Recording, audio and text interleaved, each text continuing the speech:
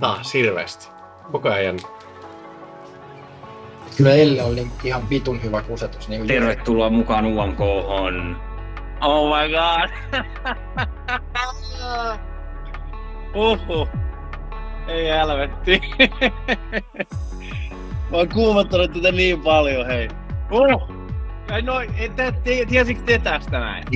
Saattaa olla, että vähän. Ei oo todellista! En kommentoi. Onko se meidän vihainen? Ei. Vähän huijattiin teille.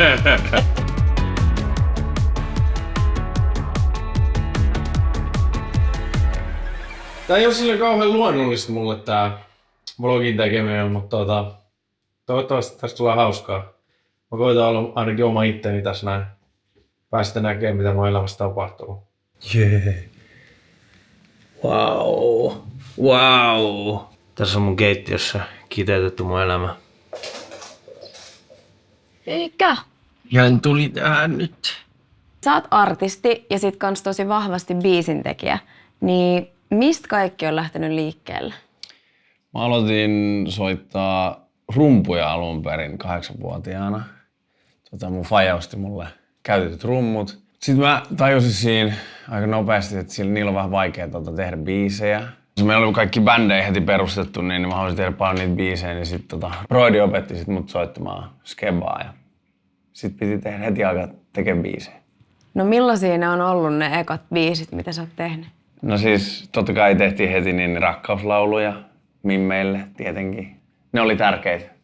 Siitä se varmaan lähti ja semmoistahan se on vieläkin nykyään. No miten se biisin tekijyys on sitten näkynyt ja kulkenut sun koko artistimatkassa? No siis se on jotenkin, mulla on ollut aina se tärkeä homma, toi musan kirjoittaminen. Että jossain vaiheessa mä niinku kelasin, että en mä ehkä halua edes esiintyä ollenkaan. Että mä haluan vaan tehdä niinku biisejä. Sitten kun löysin sen oman jutun, miten kirjoittaa itselle, silleen tosi rehellisiä storeja ja tommosia, niin sit sen huomasi kuitenkin, että mä haluan ehkä myös olla artisti tässä hommassa.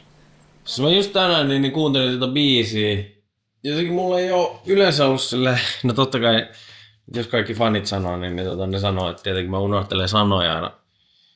Mut en mä oikeesti unohtele paljon sanoja. Mä en tajua mikä tässä biisissä on. Ne säkkärit on varmaan, mä en siis tiedä, mä mietin sitä tänään kun mä kuuntelin sitä, mä olin lenkillä.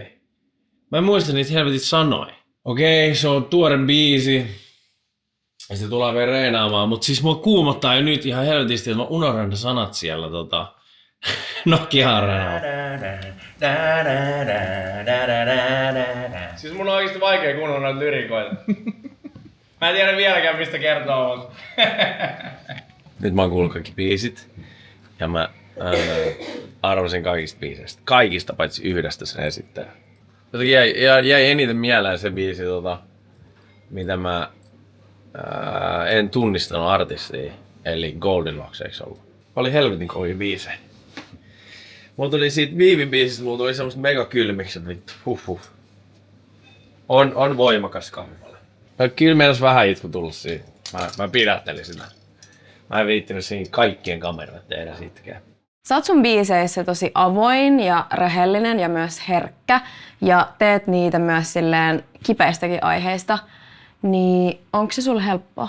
No voi heti sanoa, että on helppoa, koska siis on vaikeampaa mun mielestä keksiä tarinoita. Mä oon huomannut sen, että mä en osaa silleen värittää tarinoja ja keksiä uusia tarinoja. Et jotenkin se totuus on paljon helpompaa kirjoittaa.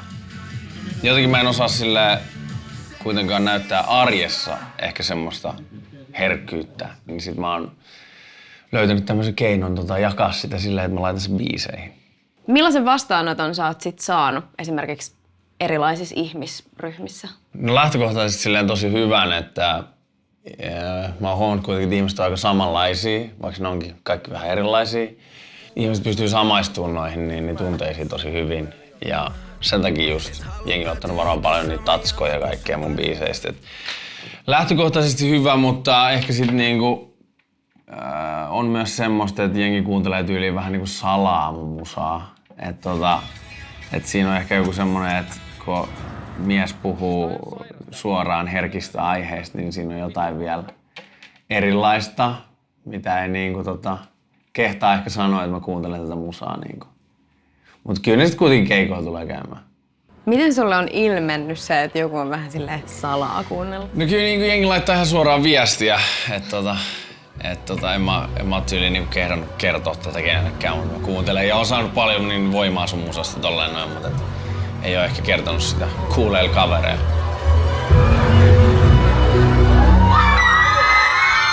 Mä lähdin seuraavaksi psykologille ja se tuntuu jotenkin oudolta, koska yleensä kun mä oon käynyt terapeutilta tai tolleen, niin mulla on ollut siinä aina silleen, että mulla on ollut jotenkin joku niin kuin hätä siinä tai semmoinen niin kuin huono fiilis. Nyt mä menen sinne hyvällä fiiliksi ja saa nähdä mitä siitä tulee.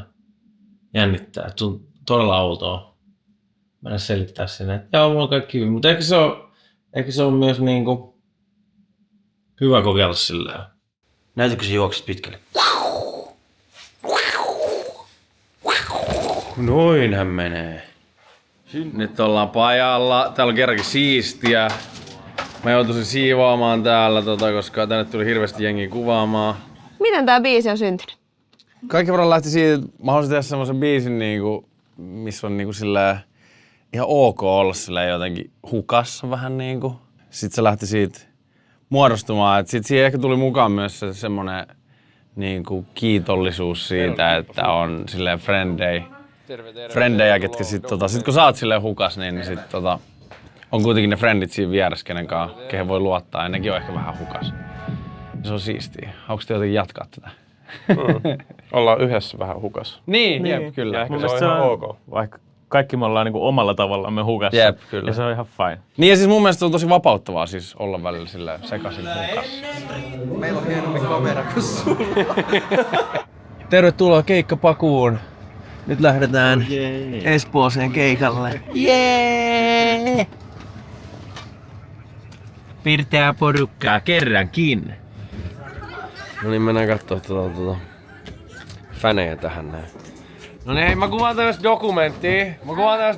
Niin mä haluan, että kaikki tuutte tähän näin messiin. Uudestaan, nyt ja nyt! Okei, sulku on kultti. Eli tämmönen vankka ja intensiivinen, intohimoinen faniyhteisö, niin miten se on muodostunut? No siis tässä on kuitenkin aika kauan tehty tätä. Mulla on 3 levyä tullut, niin jengi on siis löytänyt pikkuhiljaa sitä musaa. Ja siitä on syntynyt sellainen vankka jengi, joka käy tosi usein keikoilla ja tolleen. Ja sit mulla on semmoinen Discord-palvelin, missä on hyvä meininki. Mä laitoin sen Discord-ryhmän, eli Cult of Costeen, just pystyy sen takia, että toi jengi löytäisi, jos ne on tulossa keikalle, mutta ne on tulossa yksin vaikka, niin löytäisi sit sieltä niin kavereita, kenen kanssa voi tulla, ettei tarvi yksin mennä, koska siinä on semmoista yhteisöllisyyttä ja tommoista noin. Siellä Discordissa selkeästi jengi tykkää jutella samankaltaisilla tyypeillä ja fiilistellä musaa ja muutakin elämää. Onks toi sulle semmoinen tärkeä juttu tietyllä tapaa tuollaisen yhteisöllisyyden niin kuin ylläpitäminen ja ehkä silleen ihmisten auttaminen sitä kautta? No, mua on aina autettu elämässä, niin siitä jotenkin siitä on jäänyt semmoinen, että totta kai mä haluan niin myös auttaa ja jatkaa tätä hommaa. Et mun mielestä kaikilla pitäisi olla silleen jotain frendejä. Mulle ne on ainakin tosi tärkeät, niin tossa kohtaa ainakin mä haluan niin tehdä kaikki, että sit jengi löytää sen jonkun hyvän yhdenkin ystävän. Mua on myös autettu paljon niin musahommissa alusta saakka, niin siinäkin on semmoista. Mä laitoin just ton Tuhma Musicin sen pystyyn. Niin siellä mä pääsen mentoroimaan sit mun artisteja esimerkiksi auttamaan, koska mua on autettu joskus skidinä niin tähän hommaan lähtee. Ja mun mielestä silleen yleisestikin elämässä pitää aina olla silleen heikoimpien puolella. Tuli lenkille. Sitten mua kuumottaa.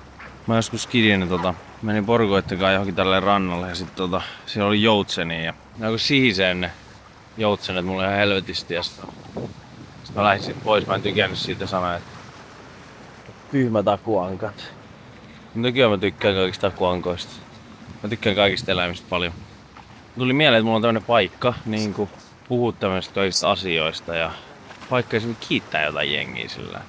Mun porukat on ollut silleen todella niinku tämän musaharrastuksen tukena ja siis mä kävin musiikkilukioon ja musta tuntuu, että siellä oli ihan hirveästi jengi, kenen se niinku musa oli silleen niinku intohimo.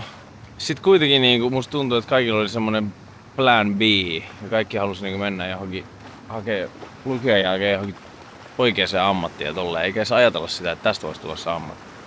Mulla ei koskaan ollut semmoista. Mulla ei koskaan ollut, tää oli aina mun plan A. Mun porukat jotenkin tuki siinä koko ajan. Ne ei hätistänyt mua johonkin, että ne hanki oikea ammatti. Siitä mä oon jotenkin vitun kiitollinen. Todella kiitollinen. Lukekaa niitä ja skidejä ja sanokaa niille, että luottaa siihen mitä ne haluaa.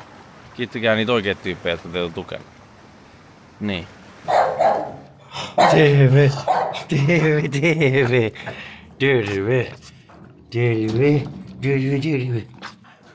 Hello. Äiti. Täällä Häire. Terve. Häire. Näytäs jotain hyviä ilmeitä vähän sinne. Mulle, tonne Sinne. kameralle. Niin. Mun perus. Niin. Täällä on mega meininki. Hienosti. Mitä sä uskot, että sellaisella avoimuudella ja herkkyydellä voi saada aikaa? Mun kaikki kuuntelijat on laittanut viestiä, että siis ainakin on niinku auttanut jotenkin kuunnella niitä tekstejä, ehkä käsitellä niitä asioita niinku itse. Ja sitten musta tuntuu, että se kannustaa myös niinku jengiä puhumaan silleen, kun mä puhun niistä aiheista suoraan, niin se kannustaa myös muut puhumaan ja mun mielestä se on hyvä tässä maailmassa puhua noista hommista. No niin, lutakko on saavuttu. Täällähän on fanilauma odottelemassa meitä. Sen takia me olemme täällä piilossa täällä autossa. Täältä. Moi! Täällä on jengi odottelemassa. Tämmönen on Lutakon baggeri. Tänään mä ajattelin viedä teet sinne lavallekin vähän katsomaan, mitä siellä tapahtuu. Ja esitellä mun kreviä täällä. Täältä saavumme lavalle. Täällä on ensimmäisenä rumpalipoika Roope. Sitten tässä on meidän Zoe. Zoe is our mixing engineer. Hello. Yes, hello. Siellä on Mikko Sakso. Mikko on pillipiipari, meidän pillipiipari. Pillipiipari, täällä tanssii, kun se soittaa. Kaikki rakastaa, kun mä tällä kameralla tällä guljin. Tässä odotat tämän päivän keikalta. Ai mitäs mä odotan vai? Mä voin haastella sua. Kovaa kikiä. Tänään tulee Ja paljon rummuttelua ainakin mä odotan. rummuttelu. Odotan pirusti rummuttelua sulta. Manager. Siellä on tour manager. Ja merchimyyjä. Ja kuski. Ja mitäs kaikkea, valokuvaaja. Siinä on hieno risti. Tää dokumentti sä teet. Salas dokumentti. Kaikki on nykyään salasta, John. Mä oon salainen äijä.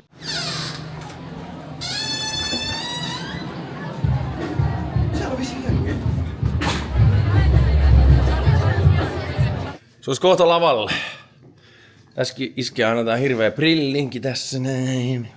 Mikko vaihtaa vaatteet siinä. Sinne rumpalipoika. Rumpalipoika valmis. Kohta pääsette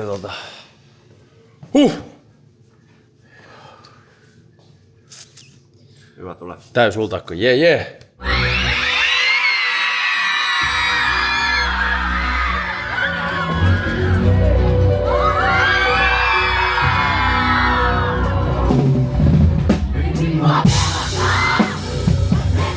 Niin. Tänään teemme tämmöisen. Se on sekaisin tatska. Mä en tiedä mihin se tulee. Johonkin koloon tänne näin. No niin. Ei oo paha. Ei mä edes muista miltä tuntuu. Mä vähän liioittelin tätä kipua, että miltä tuntuu, mutta eihän tää tunnu oikeastaan miltä. Se on valmis. Nyt on sekaisin iholla. Kiitos Jennika. No niin, ja turkulainen meni heti Heseen. Ihan saatana väsynyt fiilis, mutta helpottunut ja hyvä olla. Huomtoilettis päässä. 5 ulkona. Joo, ei oo paljon tullut nukuttua, mutta nyt lähdetään radiokierrokselle. Mä en oikein tykkää mistään makeastakaan. Monesko haastattelu? Pysty perässä, olisiko tää 3., 4. On käyty radioissa. Helvetin pitkä päivä on. Ja vielä jatkuu. hyvät fiilikset, biisi on tullut vihdoin. Se on otettu hyvin vastaan, ainakin mun fanit ei ole hylännyt mua vielä. Kiitos siitä. Je. No voisit sä kertoa, mitä tapahtuu? Mitä tapahtuu? Me kuvataan mun kiertueelle promokuvia. Joo, kyllä. Eli mille kiertoille? Cult of Coste, tietenkin.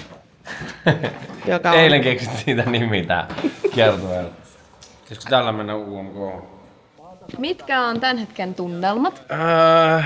Hyvät fiilikset, varsinkin kun nyt on biisi julkaistu tässä näin, mutta siis jännittää vielä toi esiintyminen aika paljon, koska mutta sitä on vielä aikaa reenata tässä näin se kuukauden vielä. Vähän vajaa.